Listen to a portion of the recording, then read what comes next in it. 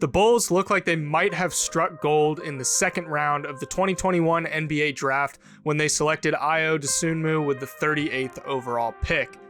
It's honestly shocking that he fell that far in the draft because given how he's playing now, I feel like he should have easily gone in the first round. I'm writing this video the day after he dropped 24 points against OKC in the win. Watching him this season, I've always thought that he was a really good hustle player and glue guy that could knock down his shots, but I'm starting to realize that there's way more to his game than that.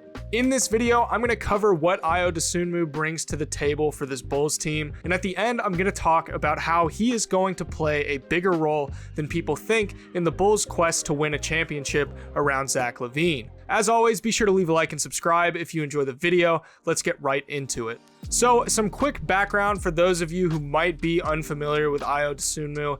He's actually originally from Chicago, and he played point guard for Illinois for 3 years before he declared for the 2021 NBA draft.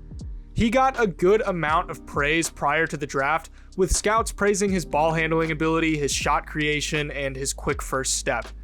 He was a productive playmaker and rebounder, and he was considered one of the best defensive guards in the entire draft. He just seemed like an overall quality player with some decent upside, but scouts thought he had a relatively low ceiling compared to some of the younger players in the draft. He was typically mocked in the late first round, and on draft night, he would fall all the way to 38th overall, with the Chicago Bulls ultimately selecting him. The Bulls absolutely lucked out that nobody took him prior to the 38th overall pick, because it looks like he might be one of the biggest steals of the draft.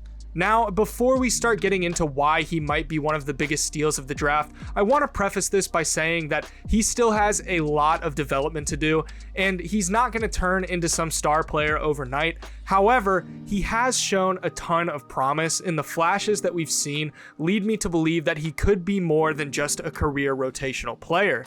One interesting thing to note, the Bulls drafted him prior to them signing Lonzo Ball and Alex Caruso, so they didn't really have a point guard at the time of drafting him outside of Coby White. So drafting Ayo was a pick with the expectation that he'd be filling an immediate need if free agency didn't go according to plan.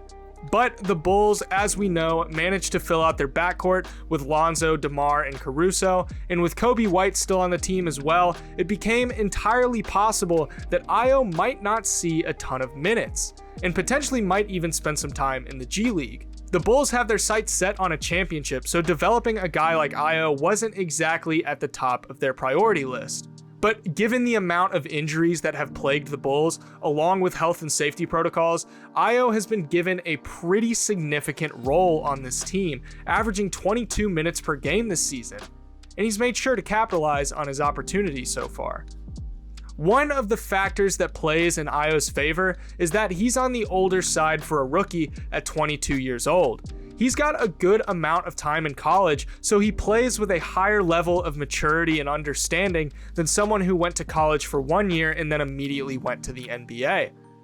This is one of the reasons the Bulls can get away with playing him in close games or in late game situations. He doesn't have the recklessness and amount of mental errors that typically come with young rookies. He's calm in late game situations and doesn't really look panicked often.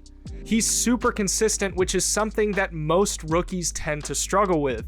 When you don't know what you're going to get with a rookie, how can you risk playing him significant minutes if you're trying to win? If he's going to shoot 60% from the field one day and then shoot 25% from the field the next, how can you risk playing him significant minutes?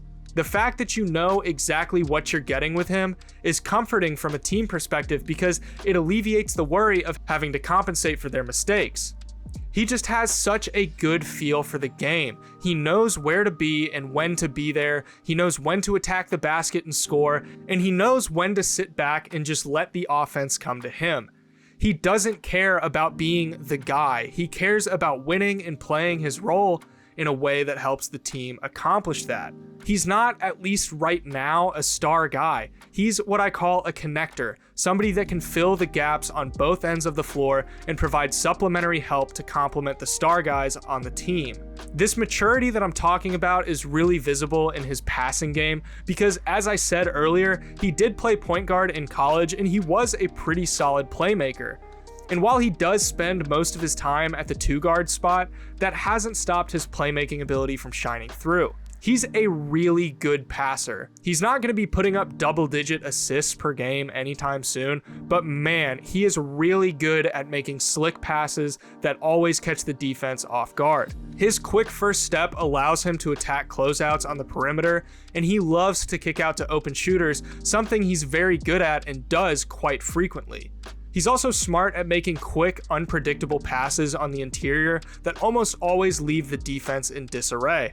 This dump off to Bradley here is a great example of that. Floor right now.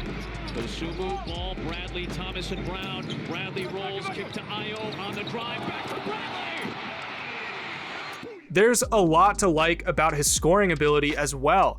As it stands right now, he has a scorching 62.9 true shot percentage, which is a whole 7.2% above league average. He is stupidly efficient, albeit still on a relatively small sample size.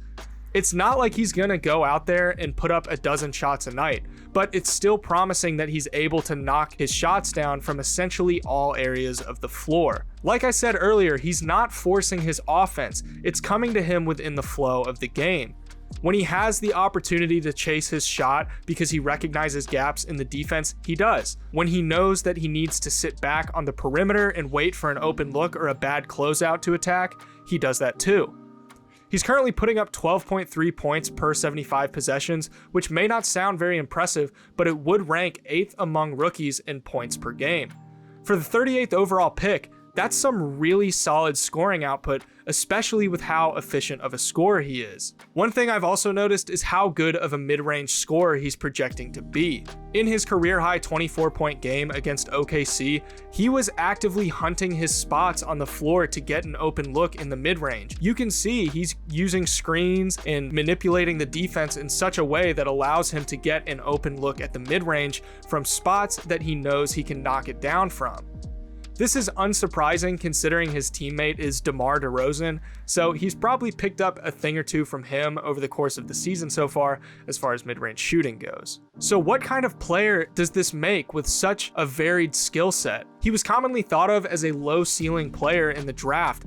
Does that still hold true after everything that we've seen so far? To me, all of that offensive firepower in a 6'5" frame that can also play stellar defense, you've got the makings of a potential star. Now, I'm not saying it's guaranteed he's going to be making all-star games year after year, but I can easily say that he was deserving of a first-round pick, and based on how he's playing so far, it's possible that he even deserved to be a lottery pick. Sometimes I think front offices can overthink that age factor with older rookies. A guy like Chris Duarte, while he is very good, is probably at or close to his ceiling as a player. But let's look at an example in Donovan Mitchell. Donovan Mitchell came into the league at 22. Mitchell has continuously improved year after year, and he's now basically a perennial all-star caliber player. There's absolutely no reason why Ayo can't continue to get better and better. He had the tools when he was in college to be a lethal scorer, solid playmaker, and a fantastic defensive guard. If given the right opportunity, he can easily become a star-level player in due time. So what do you think of Ayo Dosunmu so far? Be sure to let me know in the comments below. What do you think his ceiling is as a player? As always, guys, if you're new to the channel, be sure to hit that subscribe button and leave a like on the video because that is the #1 way to help me out with the YouTube algorithm. Thank you guys so much for watching, and I will see you in the next one.